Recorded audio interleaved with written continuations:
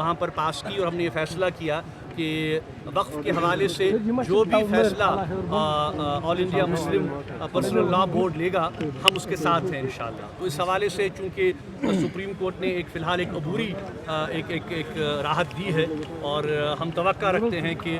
جو ہمارے کنسرنز ہیں، مسلمانوں کے کنسرنز ہیں اس بل کے حوالے سے، سپریم کورٹ جو ہے ان کو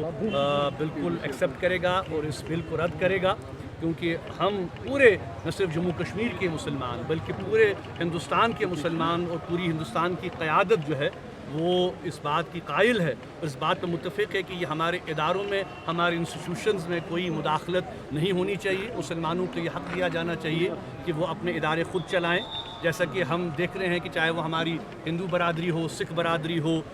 ہماری باقی غیر مسلم برادری ہو، ان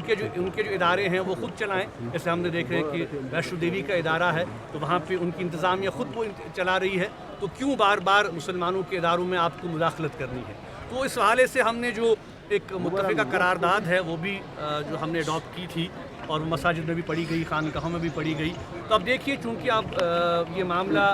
اب سب جوڈس ہو گیا ہے، ہم توقع ہی رکھ سکتے ہیں کہ جو سپریم کورٹ ہے وہ اس معاملے میں جو ہے وہ اپنا رول ادا کرے گی۔ اور دوسری اہم بات میں جو یہ کہنا چاہتا ہوں میڈیا کے توسط سے وہ یہ ہے کہ جو بار بار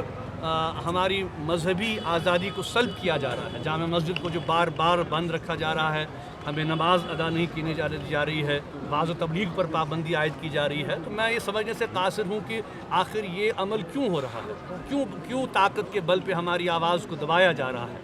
ہم تو یہ بات کہہ رہے ہیں اور آپ یہ جانتے ہیں کہ جامع مسجد کا ممبر و محراب ہمیشہ سے اس بات کا داعی رہا ہے کہ تمام جو معاملات ہوں، چاہے وہ سیاسی ہوں، چاہے وہ ملکی ہوں، چاہے وہ بین الاقوامی ہوں، چاہے وہ مذہبی ہوں، چاہے وہ ملی مسائل ہوں، ہم نے ہمیشہ یہ بات کہی ہے کہ ہم گفت و شنید سے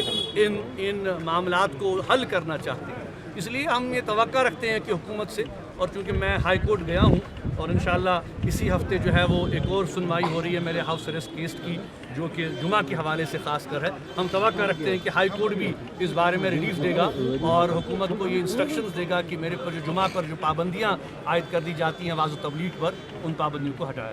جائے۔